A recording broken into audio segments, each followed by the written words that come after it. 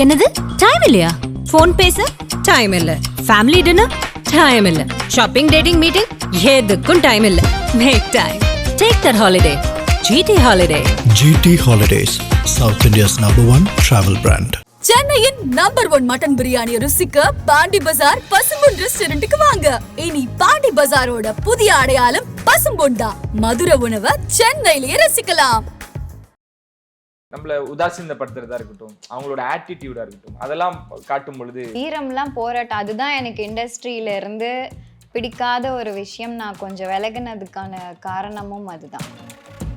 வீரம் என்ன சொல்லி நீங்க உங்களை அழைக்கிறாங்க? தமன்னா வந்து இறந்து போயிடுவாங்க, அஜித்க்கு நீங்க தான் பேரு. இதே தான் அபிநயா கிட்ட, இதே தான் இன்னொரு பொண்ணு சூசன்.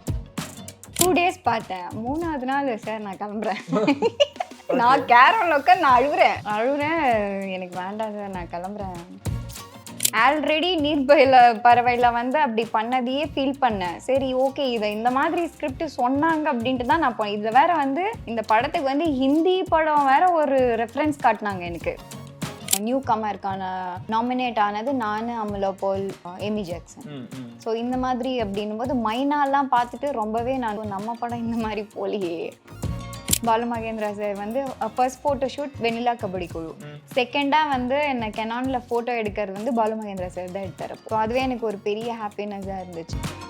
ஒரு பார்ட்டி கூப்பிட்டாங்கன்னா கூட நான் போக மாட்டேன். எனக்கு வந்து மூவி முடிச்சேன்னா வீடு, கோவில், புக்ஸ் படிக்கிறது, ஸோ புதுசாக ஏதாவது தெரிஞ்சுக்கணும், புதுசாக கற்றுக்கணும் அப்படின்னு எதெல்லாம் இருக்குமோ, மியூசிக்காக, டான்ஸ். முக்கிய நிகழ்வுகளை உடனுக்குடன் குறிஞ்சது எனக்கு தெரிஞ்சுக்கல. ஆதன் சிலை டவுன் பண்ணுங்க, டிஸ்கிரிப்ஷன் லிங்க் இருக்கு. ஆதன் சினிமா நேரில் அனைவருக்கும் ஒரு பெரிய வணக்கம் அண்ட் வெல்கம் டு ஷோ. இன்னைக்கு என் கூட ரொம்ப அழகான ஒரு கெஸ்ட் இணைஞ்சிருக்காங்க. அண்ட் நிறைய விஷயங்கள் பேசலாம்னு பார்த்தோம்னா, ஒரு ஆன்மீக உலகத்துல நம்மளைய உள்ள கொண்டு போயிட்டு சமீபத்தில் ஆரம்பத்தில் இவங்க வந்து கனவு கண்ணியா நம்ம வந்து கொண்டாடி இருக்கோம். அதுக்கப்புறம் ஒரு ஆன்மீக உலகத்தில் இருந்தோம்னா எல்லாத்துக்கும் ஒரு ஷாக், என்னடா அப்படியா அப்படின்ற மாதிரி.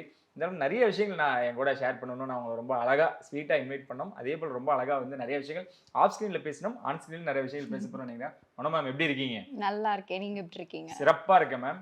அவள் பெயர் தமிழரசிலாம் வந்து இந்த மாதிரி ஒரு பொண்ணு கிடைக்கணும் அப்படின்னு மேம் சீரியஸாக தான். நீங்கள் வேற இப்போ நீங்கள் வேற ஆன்மீகத்தில் வேற இருக்கீங்களா? எந்த வார்த்தையை பயன்படுத்துறதுன்னு தெரியாம நான் தவிச்சிக்கிட்டு இருக்கேன். நீங்க எப்படி வேணா பேசலாம். அது அந்த படம் வந்த பொழுது ஜெய் மேல எங்களுக்கு கோவம் வந்துச்சு. ஏன் இல்ல அவரு அப்ப பேர் அந்த அந்த ஏஜ்ல நம்மளுக்கு தெரியாதுல்ல மேம். அப்பெல்லாம் சின்ன பசங்க, அந்த மாலாக்கா அந்த மாதிரி எனக்கு கிரஷ் எல்லாம் இருந்த பொழுது யாரா இந்த பொண்ணு அழகா இருக்காங்களே அப்படின்னு எங்களுக்கு தோணுச்சு. அந்த படத்திலேயே மேம் அப்படி நாங்க சொன்னோம். அந்த படத்துலன்னு சொல்லக்கூடாது, அந்த படத்திலேயே எங்களுக்கு அப்படி தோணுச்சு. அப்புறம் நீர்ப்பறவை வந்துச்சு, அப்புறம் வீரம் வந்துச்சு. ஸோ தொடர்ந்து உங்களோட படங்கள் வந்துகிட்டே இருந்தாலுமே கூட இப்போ உங்களோட 15 வருஷம் 15 இயர்ஸ் வந்து நான் செலிப்ரேஷனா இது நான் இன்டர்வியூ நான் கொண்டு போகணும்னு நினைக்கிறேன். சந்தோஷம். ஒரு ஆன்மீக தேடல் உங்ககிட்ட இருந்தாலுமே கூட சினிமா அப்படியே ரீகால் பண்றேன். உங்களை அப்படியே அங்க கூப்பிட்டு போயிட்டு ஒரு 15 வருஷம் முன்னாடி உங்களை அழைச்சிட்டு போகணும்னு நினைக்கிறேன். ஏன்னா எங்களோட கிரஷ்ல நீங்க எப்படி மேம் இன்ட்ரெஸ்ட் வந்துச்சு ஒரு ஆக்டிங்ல? எப்படி நீங்க உள்ள வந்தீங்க? கிட்டத்தட்ட உங்க நேம், ஏன்னா சினிமாக்குள்ள வரும் பொழுது நிறைய நடிகைகள் வந்து பேரை மாத்திருக்காங்க, நடிகர்கள் கூட. அப்படிதான் உங்களை வந்து இன்னும் விக்கிபீடியால போட்டா உங்க பேர் டக்குன்னு வராது, ஃபர்ஸ்ட் இருந்த பேர் தான் வரும்.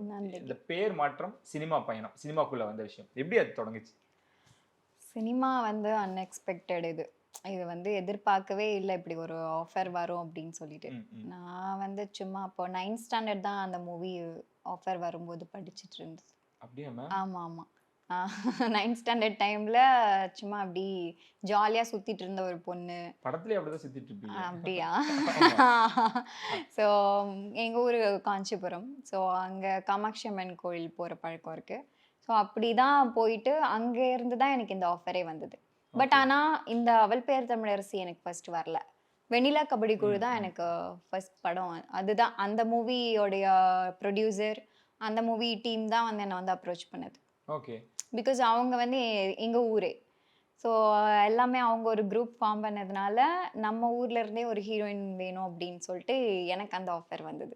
ஆக்சுவலி ஃபர்ஸ்ட் நான் போய் ஃபோட்டோ ஷூட் பண்ணதே வந்து விஷ்ணு விஷால், நாங்கள் அந்த வெண்ணிலா கபடி குழுவோடைய ஃபோட்டோ ஷூட் தான் நான் அட்டென்ட் பண்ணது.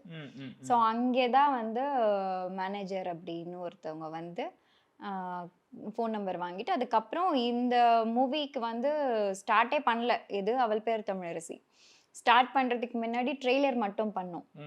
அந்த ட்ரெய்லருக்கு தான் ஷூட் அப்படின்னு சொல்லி என்னை கூட்டிகிட்டு போனது. சரி. ஸோ அப்படியே வெண்ணிலா கபடி குழு மிஸ் ஆயிடுச்சு.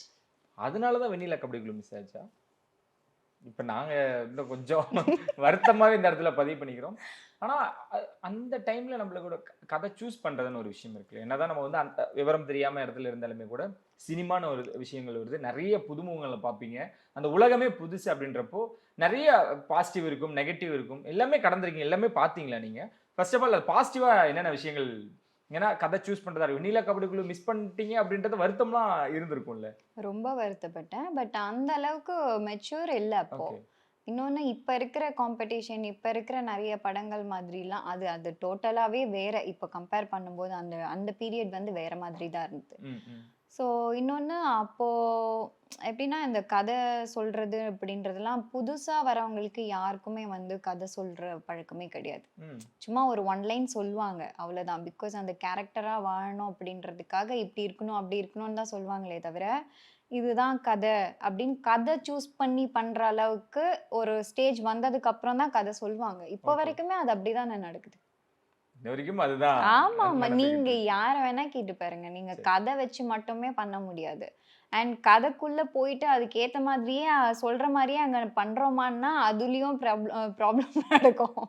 ஸோ அதனால அப்போ இன்னும் சின்ன வயசு, பேக்ரவுண்ட் யாரும் கிடையாது.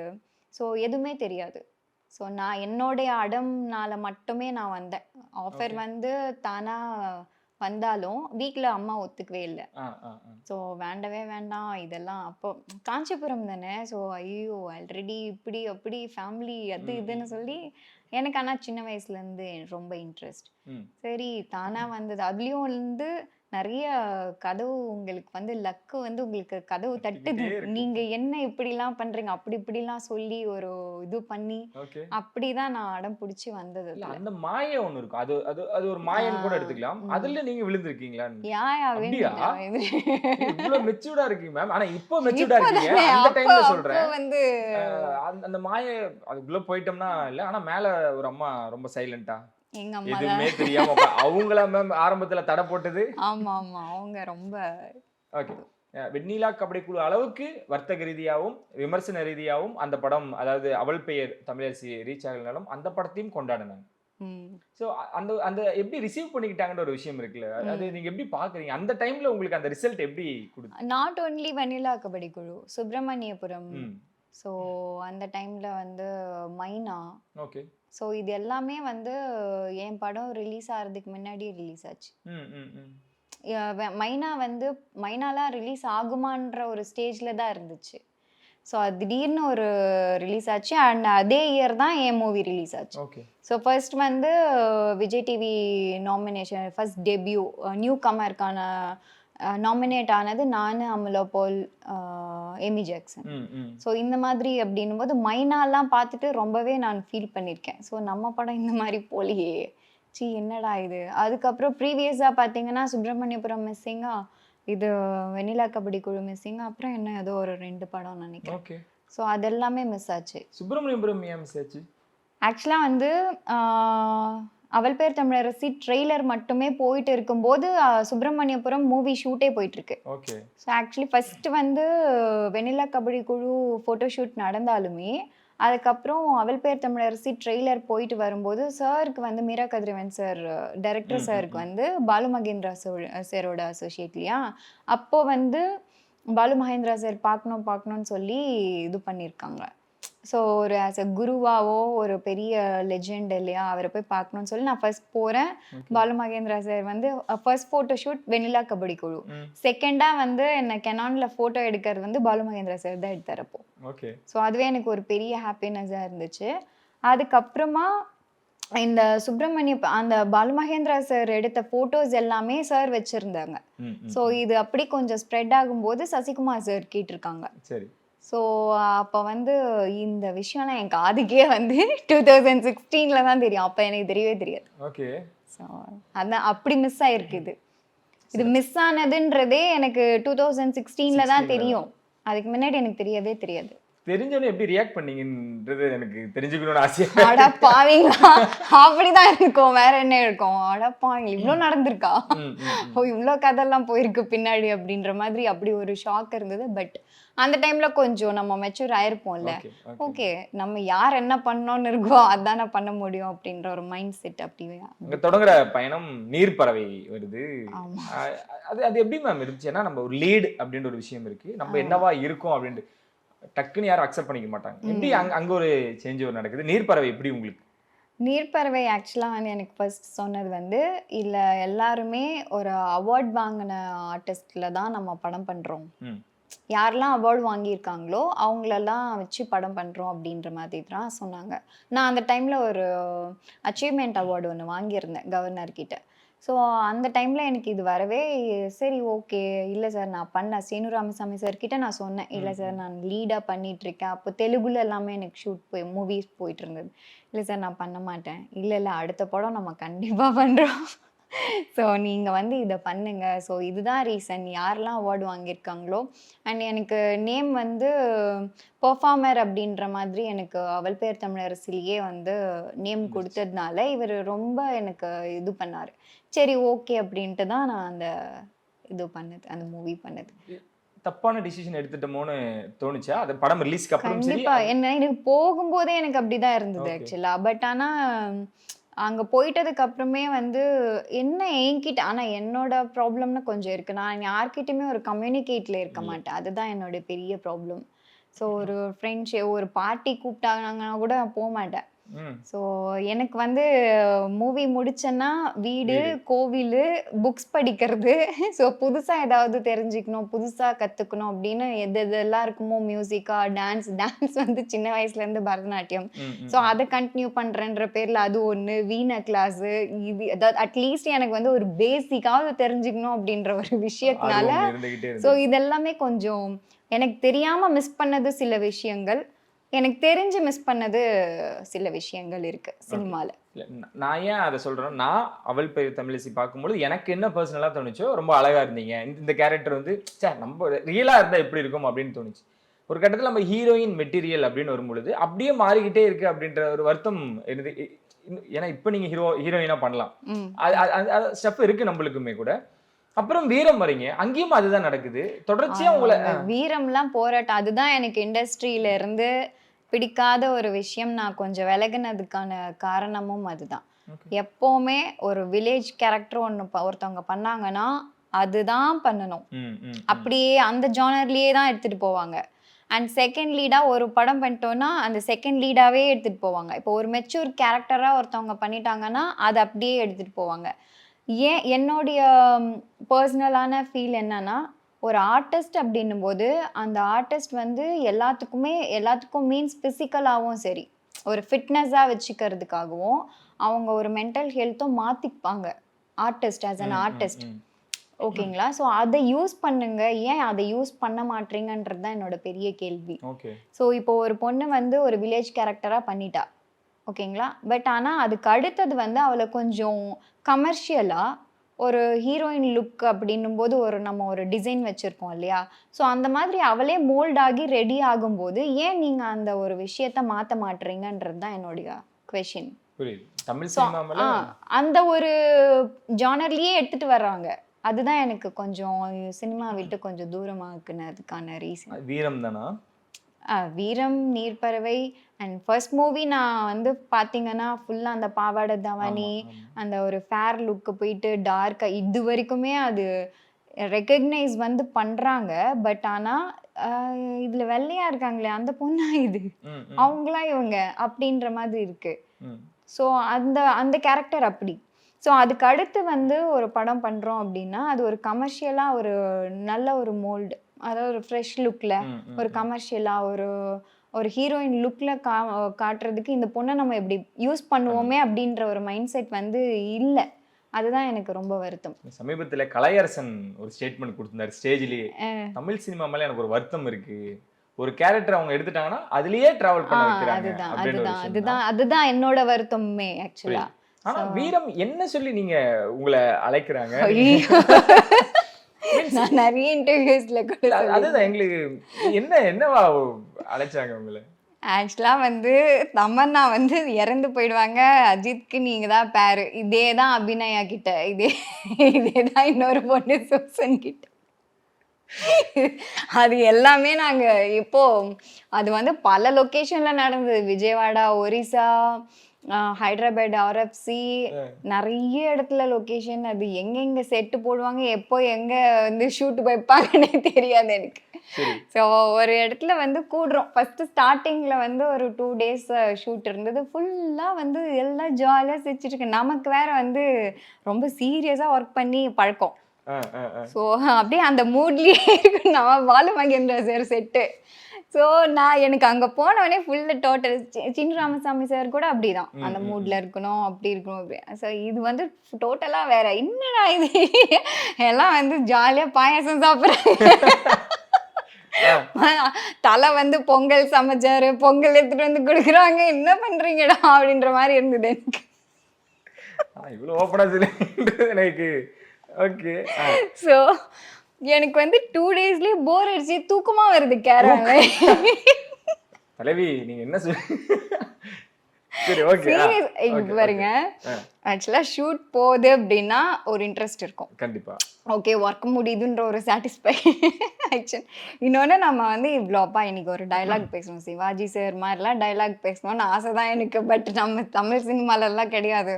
நானும் பார்க்குறேன் சும்மா நிற்கிறது, இப்படி போகிறது, அப்படி போகிறது, எதுவுமே எடுத்த மாதிரியே இல்லையே, என்ன நடக்குது, நம்மளை என்னதான் பண்ணுறாங்க இவங்க அப்படின்ற மாதிரி ஆயிடுச்சு எனக்கு. 2 days பார்த்தேன். 3வது நாள் சார் நான் கிளம்புறேன், எனக்கு வேணாம். சிவா சார்ட்டியா? சிவா சார் நான் கேரள உட்காந்து நான் அழுகுறேன், எனக்கு வேண்டாம் சார் நான் கிளம்புறேன். ஏன் மனோ என்னாச்சு, எதாச்சு? எல்லாம் லைனாக வராங்க, அசோசியேட் டைரக்டர் வராங்க, எல்லாம் லைனாக வந்துட்டே இருந்தாங்க. வந்துட்டு என்ன என்ன நடக்குது சரிங்க, நான் என்ன நடக்குது சரிங்க, இங்கே என்ன ஷூட் நடக்கிற மாதிரி எனக்கு தெரில, நீங்கள் வந்து ஏதோ சொன்னீங்க, பட் ஆனால் வந்து இங்கே எல்லாமே கொலாப்ஸ்டாக இருக்குது, எனக்கு இன்ட்ரெஸ்டே இல்லை சார், நான் போகிறேன். இப்போ என்ன பிரச்சனை உனக்கு? எனக்கு அழையே வந்துடுச்சு. என்னடா இது, ஒரு 2 daysலயே வந்து இன்னும் நிறைய ப்ராப்ளம்ஸ் வந்து போயிட்டு இருக்கு. மேக்கப் போடக்கூடாது. நான் வந்து சில காஸ்டியூம்ஸ் வந்து ஓகே பண்ணனா, அந்த காஸ்டியூம் வேண்டாம், இது வந்து ரொம்ப இதுவாக இருக்குது, ரிச் லுக்காக இருக்குது, ஸோ அந்த ரிச் லுக்கு உங்களுக்கு இருக்கக்கூடாது. என்ன நடக்குது இங்கே? இதெல்லாம் பார்த்துட்டு எனக்கு 2 நாள்லயே ஐயோப்பா சாமி என்னை விட்டுருங்க தயவு செஞ்சு, நான் அழுறேன். இவர் அது கூட வந்து சீரியஸாக பார்க்காம பார் அழும்போது எவ்வளோ அழகா இருக்கு. எனக்கு இன்னும் சிவா சார் எனக்கு இன்னும் கோவம் வந்துச்சு. சார் என்ன இருக்காங்க, நான் என்ன பேசிட்டு இருக்கேன், நான் கஷ்டப்பட்டுட்டு இருக்கேன், எனக்கு நான் தெலுங்குல லீட் பண்ணிட்டு இருக்கேன். So at the same time தமிழ்லயும் அப்போ வந்து ஒரு 2 movies எல்லாமே லீட் தான் போயிட்டு இருக்கு. ஆல்ரெடி நீர் பறவையில வந்து அப்படி பண்ணதையே ஃபீல் பண்ணேன். சரி ஓகே, இதை இந்த மாதிரி ஸ்கிரிப்ட் சொன்னாங்க அப்படின்ட்டு தான் நான் இதுல வேற வந்து இந்த படத்துக்கு வந்து ஹிந்தி படம் வேற ஒரு ரெஃபரன்ஸ் காட்டினாங்க எனக்கு. ஓகேங்களா, அந்த படம் வேண்டாம். அதுல வந்து ஷாருக் கான், சல்மான் கான், ஐஸ்வர்யா ராய், கரீனா கபூர் எல்லாரும் இருப்பாங்க. அப்படி அதான் க்ளூ, என்ன படம் நீங்களே வச்சுக்கோங்க. அததான் வந்து ரெஃபரன்ஸ் எல்லாருக்கும் காட்டுது. அந்த மாதிரியே இங்க எடுக்கலையே, என்னதான் நடக்குது அப்படின்ற மாதிரி ஆயிடுச்சு எனக்கு. அதுக்கப்புறம் என்ன சார் நான் போறேன், தயவு செஞ்சு என்ன விட்டுருங்க அப்படின்னு. சரி நீ நாளைக்கு போயிடு, இன்னைக்கு ஒரு நாள் மட்டும் ஷூட் அட்டென்ட் பண்ணிடு. சரி ஓகே இருந்துட்டு மறுநாள் துரத்தினாங்க. அப்பாடா சாமி பெரிய கும்பிடு, ஓடி போற ஸ்கூல்ல விட்டு பசங்க ஓடி போற மாதிரி ஓடி ஹைதராபாத் அங்கேயே வந்து வேற ஷூட்டு தெலுங்கு மூவி அப்படியே போயிட்டேன். அதுக்கப்புறம் வந்து ஒரு ரொம்ப ரெக்வெஸ்ட் பண்ணி ஒரு 2 நாள் கேட்டாங்க. அந்த சந்தானம் அண்ட் யோகா சீன் இருக்கும். சந்தானம், நாங்க, பாலா எல்லாருமே ஒரு கிளம்ஸியா ஒரு விஷயம் செஞ்சில ஷூட் நடந்தது. அதுக்கு மட்டும் ஒரு 2 days கேட்டாங்க. ரொம்ப கேட்டு சரி ஓகே வர தலையை கொடுத்துட்டோம், வேற என்ன தலைக்காகவாச்சும் பண்ணிட்டேன்னா ஆகணும், போய் பண்ணி முடிச்சுட்டு வந்தேனா. ஓகே, இதுல வந்து அதான் தலை அப்படின்ற ஒரு விஷயம் அங்க ஒன்று இருக்கு. அவரு நீங்க சொன்னீங்க அவரும் அவ்வளவு தூரம் பெரிய ஒரு ஸ்டார்டம் வேற. அது எப்படி பாத்தீங்க நீங்க? ஏன்னா நீங்க நடிப்பு பசிக்காக போயிருக்கீங்க, அது அங்க இல்ல அப்படின்றப்போ அந்த கமர்ஷியல் அப்படின்றது ஒண்ணுதான் அங்க உங்களுக்கு பெருசா தெரிஞ்சிருக்கு. ஸோ அஜித் சாருக்கு இந்த மாதிரியான விஷயங்கள் தெரியுமா எனக்கு? ஆனா எப்படா தமனா நான் உங்க ஸ்டேஜ்ல இருந்தா கேட்டிருப்பேன், எப்ப தமனா எப்போ அவங்க போவாங்க, நம்ம எப்போ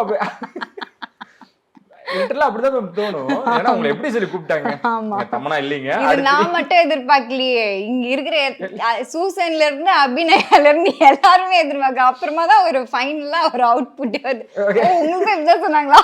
உங்களுக்கு அதே 250 தான் எல்லாருக்குமே. அதே 250.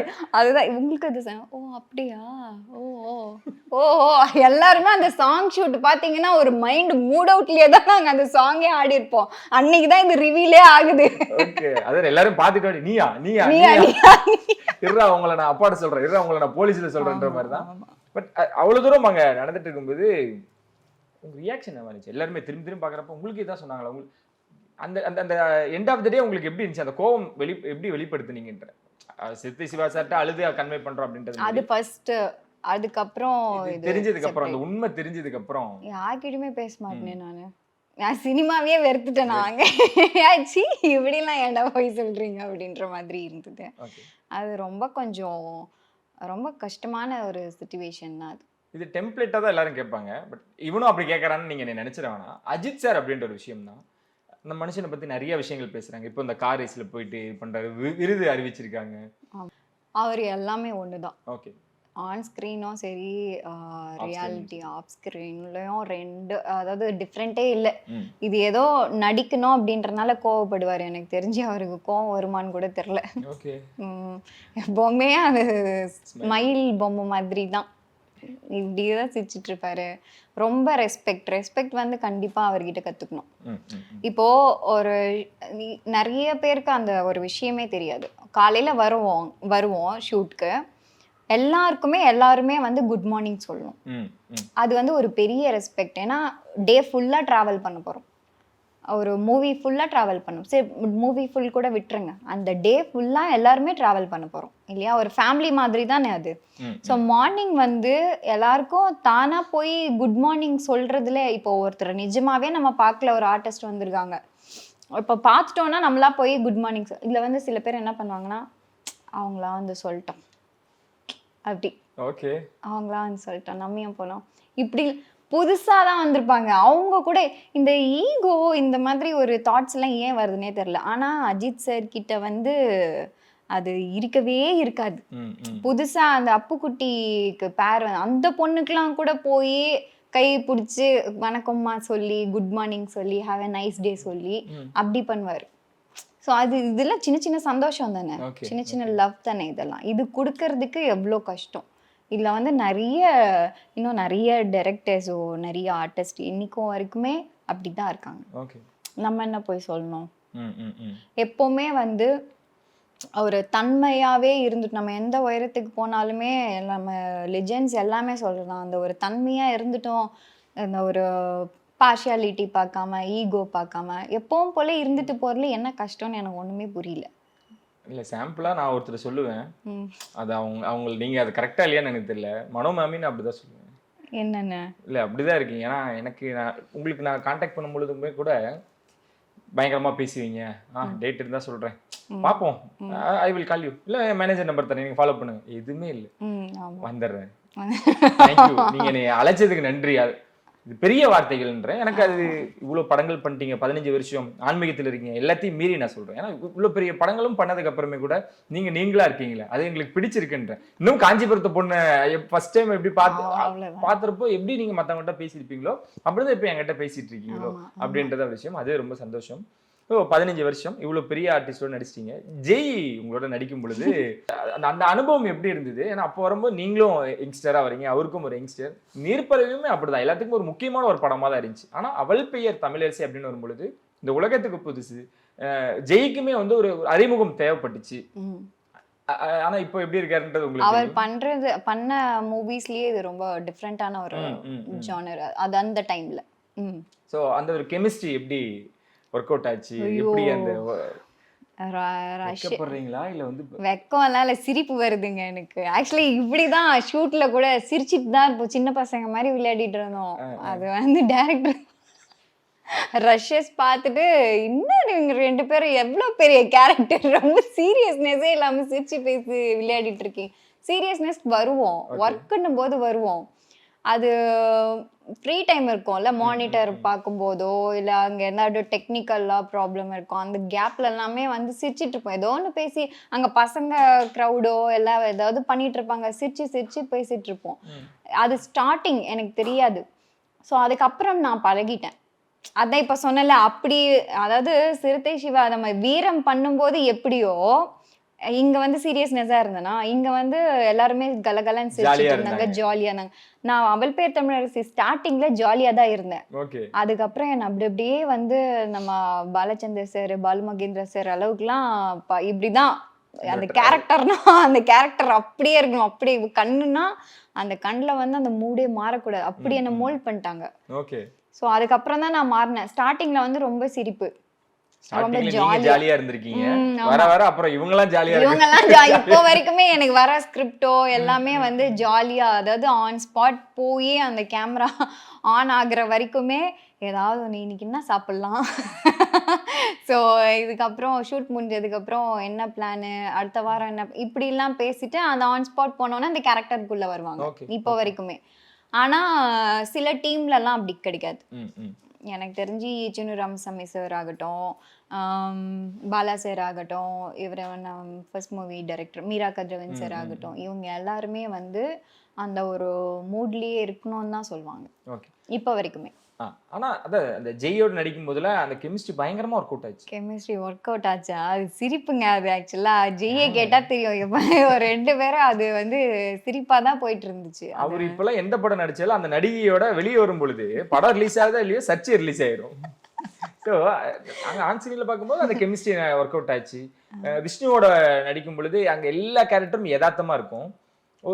ஏதாவது ஒரு ஹீரோ நடிக்கும்போது ஒரு ஸ்டார்டம் பேர் சொல்ல வேணாம், எனக்கு ஏன்டா அவங்கள மீட் பண்ணணும்லாம் எனக்கு தோணி இருக்கு அப்படின்னு தமிழ் இண்டஸ்ட்ரியில இயக்குனர்களா இருக்கட்டும், நடிகர்களா இருக்கட்டும், நடிகைகளா இருக்கட்டும், உங்களுக்கு தோணி இருக்கா? ஏன்டா அவங்கள மீட் பண்ணோம் அப்படிலாம் இல்லை. நம்மள உதாசீனப்படுத்துறதா இருக்கட்டும், அவங்களோட ஆட்டிடியூடா இருக்கட்டும், அதெல்லாம் காட்டும் பொழுது ஏன்டா அப்படின்னா, அதாவது நான் அப்படி ஃபீல் பண்ணது வந்து, நான் இப்போ எந்த படம் பேசப்படுதோ, இப்போ எந்த பாட்டு பேசப்படுதோ அந்த படத்தை தான் நான் அப்படி நினச்சிருக்கேன் இது வரைக்கும். மற்றபடி நான் வேற யாரையும் அப்படி நினச்சது ஏன்டா இந்த படம் பண்ணுன்ற மாதிரி ஃபீல் பண்ணியிருக்கேன் நான். அப்படியா? இப்போ இல்லை, ஒரு காலத்தில். நீங்க அது புரியுது, அதுக்கான ஆன்சர் நான் எடுத்துட்டேன். பிகாஸ் நிறைய ரீசன்ஸ் இருக்கு அதுக்கு. ஸோ நிறைய படங்கள் மிஸ் ஆனது எனக்கே தெரியாம, ஸோ பின்னாடி வந்து ஹைட் பண்ண சில விஷயங்கள் எல்லாம். Okay okay